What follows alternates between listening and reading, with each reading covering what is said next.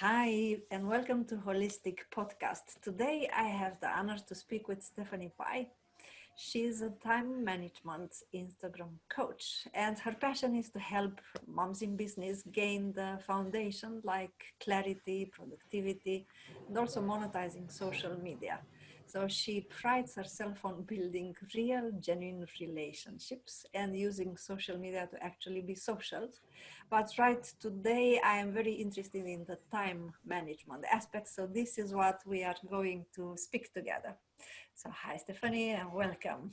How are you today?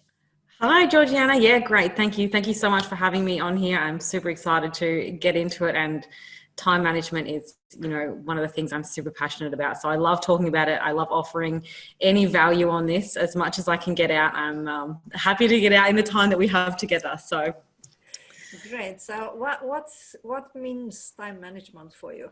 Because I think we all have a different perspective upon it, depending also on our ability to really be focused and do things efficiently. So what means time management for you?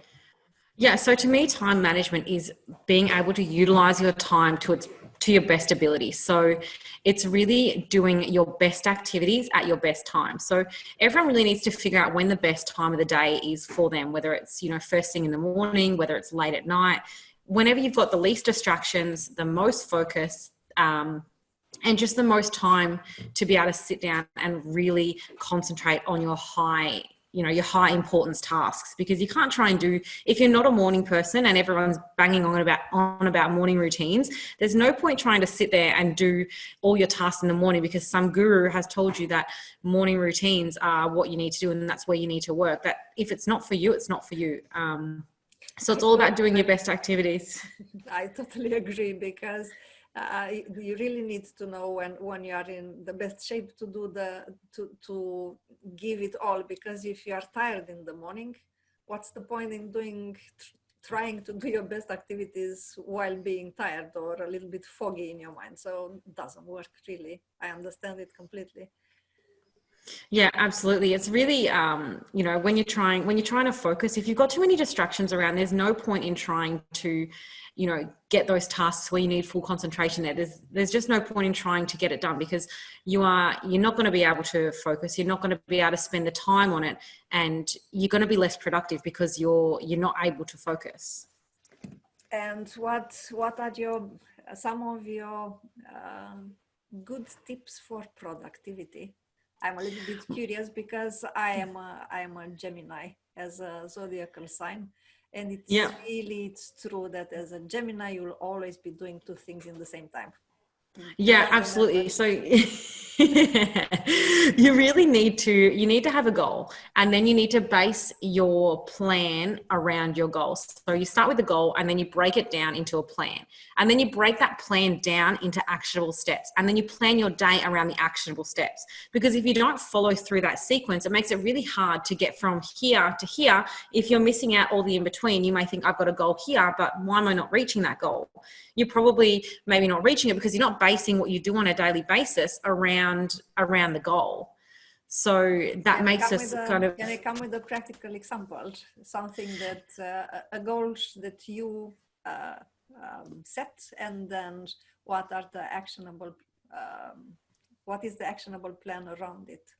Yeah, of course. So for example, I'm launching the second round of my 30-day Instagram growth and engagement challenge. So that's my top goal.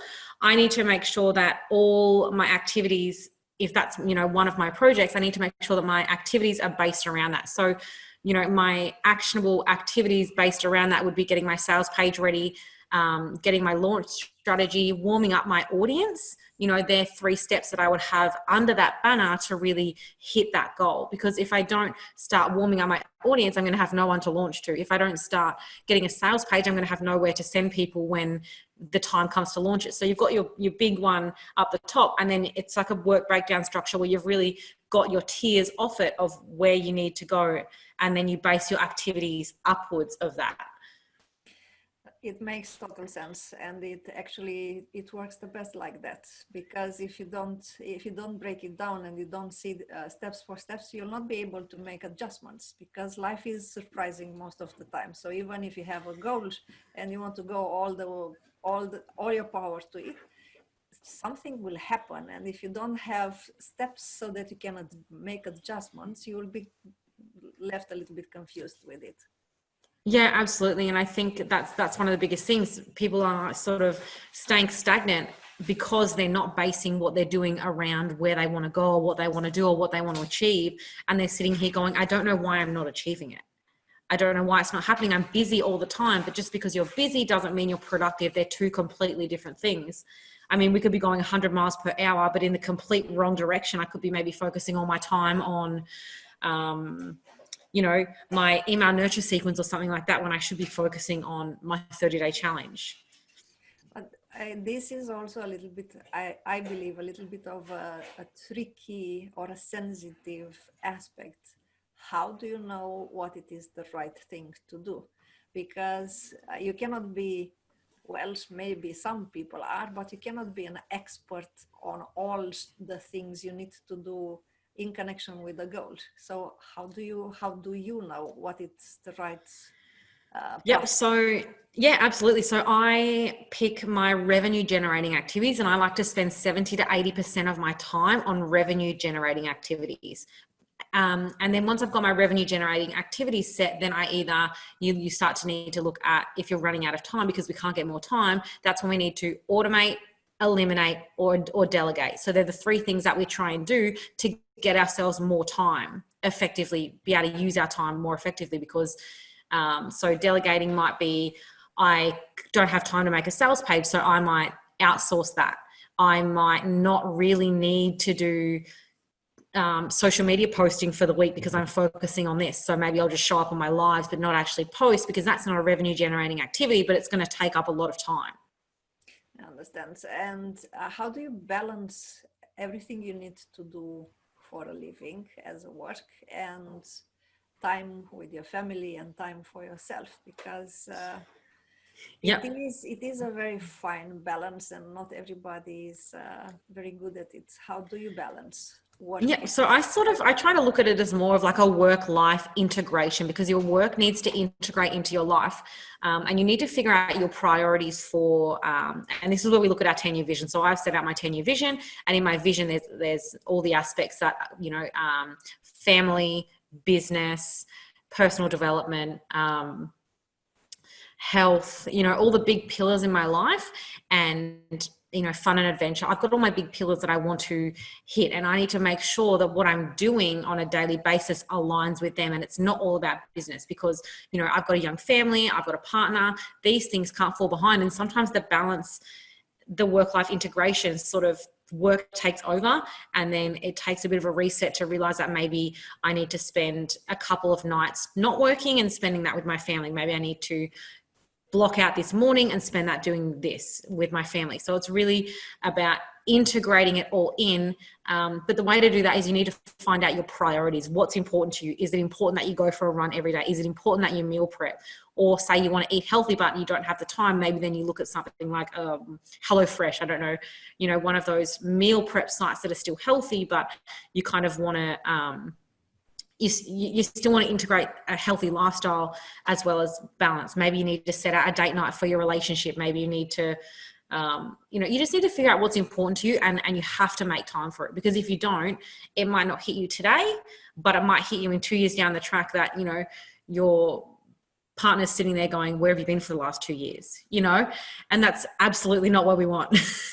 I'm just a little bit curious. So if you would, we have a limited amount of time, and we cannot do anything about that. That's the time we have. And let's just suppose, for the discussion's sake, that this is the time. And now you really have to choose, would you invest the time that you have, for example, in this week, more with the business or the family? What's the first instinct? What do you choose, business or private life? I don't think you can choose. I mean, it's always family first. You're doing your business for your passion, but it's also for your family. So I don't think you can for me personally, I couldn't pick. And if I absolutely had to be, it would be family every time.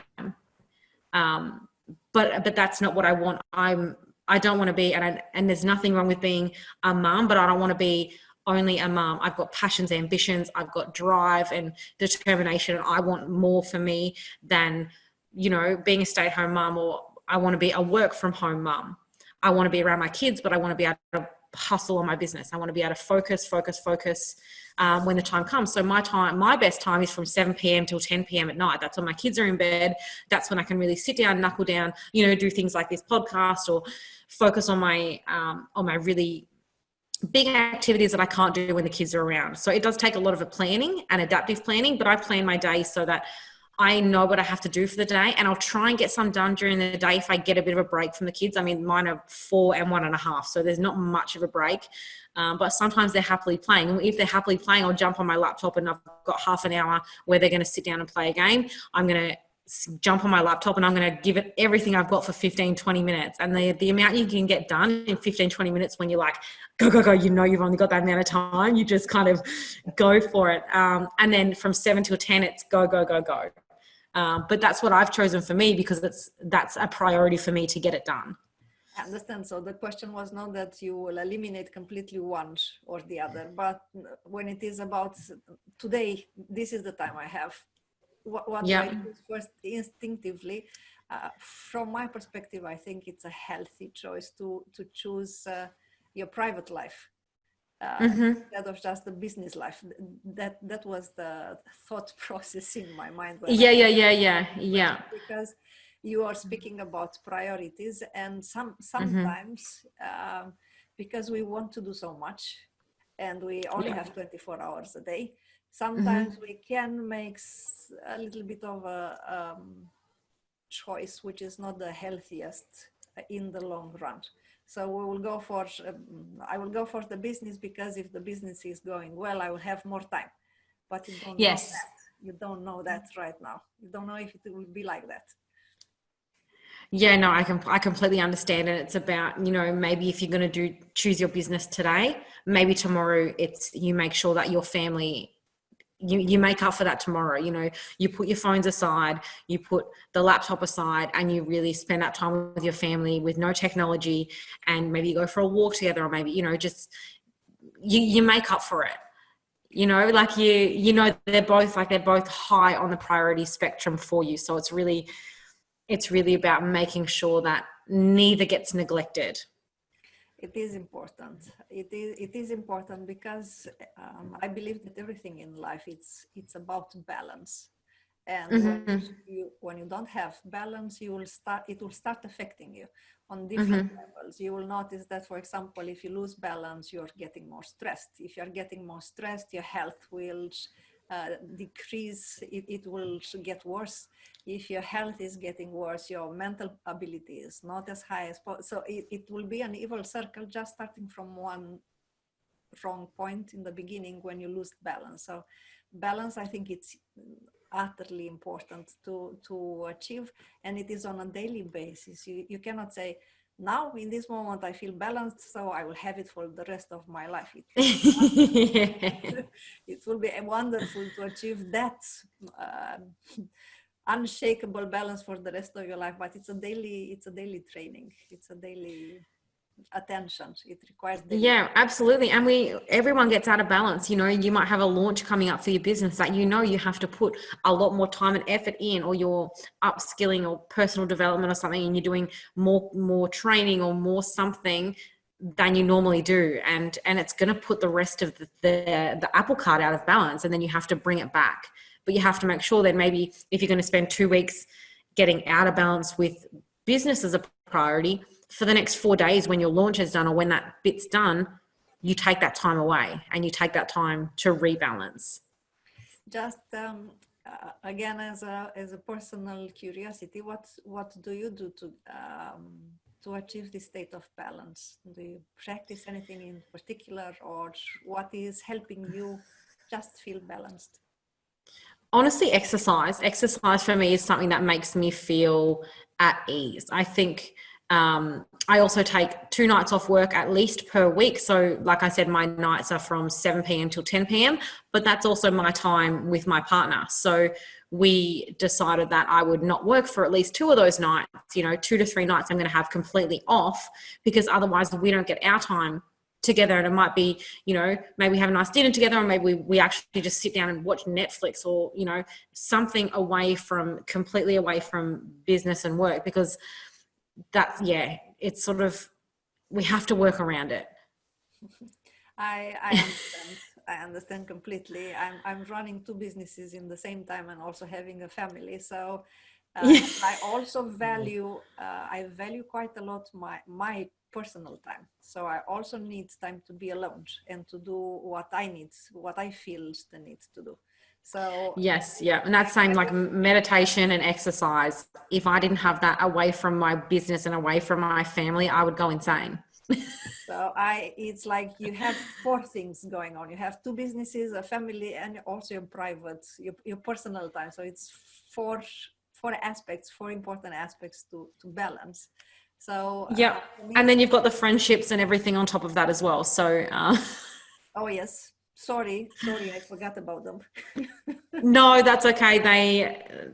All my friends know what I'm doing, and they know that I'm still here. But at the moment, I'm a little more focused on my business. But they know I'll be coming out for air at some stage. So sometimes when you hear what normal people like you and me are doing on a daily basis, it can sound a little bit like superheroes. Oh, absolutely. Absolutely. I get that so often, and when my friends look at it, they go, how do you do so much? And I'm like, adaptive planning, passion, discipline. I'm so passionate about everything that I do. Like, my work doesn't feel like work because I just love it so much. My family is my family. So it is what it is. And I love to exercise, because if I didn't, I wouldn't feel sane. I wouldn't have energy. I wouldn't be, I wouldn't have the, exercise. People think it makes you tired. It gives you more energy to do everything else that you want to do. Yeah, that's absolutely true. And do you have sometimes when you feel like this driven passion is a little bit fading away? What do you do when you feel that the enthusiasm is diminishing a bit? To be honest, I haven't had that yet in this business. And I think it's because I'm always setting goals and striving further. And, maybe if the goals aren't sitting where you want them to be, you need to reassess your goals, because you need to be passionate about your goals, and you need to maybe you need to pivot your business a little bit if the passion's not there, and figure out why it's not there. And I always come back to my why that I'm even doing any of this. And that really keeps the passion alive, because you go on those hard days, because everyone has I'm not talking about like a period of time where you're feeling like you're not loving the business. I'm talking about like a small fleeting moment where you might feel a little overwhelmed, or you might feel a little stressed out. Then you look back at the why, and it reminds you, I'm doing this because of this, this, and this. And then you go, yep, all right, let's do it. Shake it off, and off we go.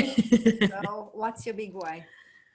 My why is it's an overall branch of why, but the first one is financial freedom. So I want to be able to do what I want when I want, without money even being an issue at all. That's my biggest why. And then you break that down further. So why does that matter to me? That matters to me because I want to be able to go to all my kids' school events. I want to be able to, go to the gym when I want to go to the gym and it not impact my work. I want to be able to take holidays. I want to be able to take a 4-day, 5-day weekend once a month. I want to be able to do all these things. But if I don't have financial freedom, which is up the top, it's going to really inhibit that.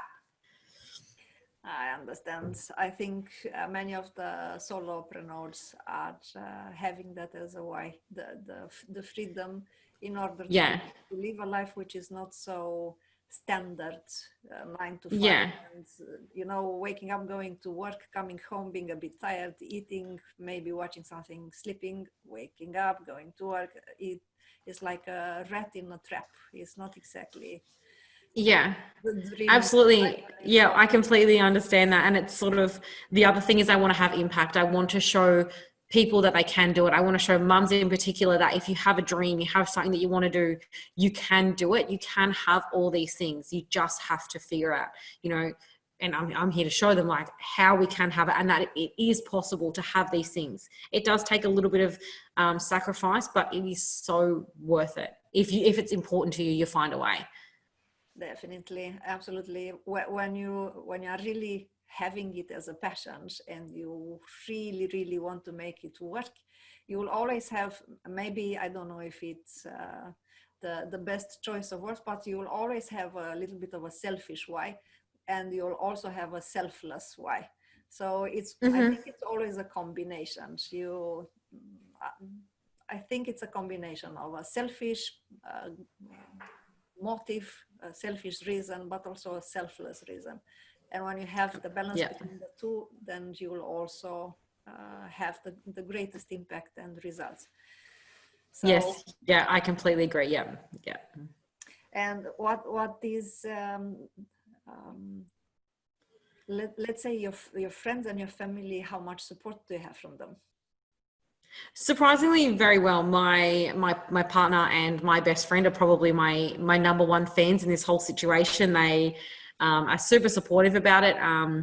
My mum's a little bit old school. She doesn't quite understand technology as much, so she doesn't really understand what I'm doing online. And I try and explain it to her, and she's like, I'm really proud of you, but I don't know why I'm proud of you. I just know that you're doing something really good. And my dad's a bit the same, but one of my other best friends is, in the same situation as me. She's building an online business, an online brand, and she's absolutely killing it. So we kind of get to bounce ideas off each other all the time. And that's really good and really helpful. But yeah, you definitely need to find your tribe. And if your tribe, isn't your friends that are in the business side of things, that don't understand the business side of things, you need to find people that are in the business side of things that you can relate to, and they can relate to you, and you can bounce ideas off. Because when things aren't working and things don't always work, maybe you had a launch and no one brought anything, or you're having a really deflated day because you've spent 5 hours trying to figure out your email automation system and it's just not working and your head's about to explode or something. You need to be able to bounce those ideas off other people that understand. And how do you particularly found these people?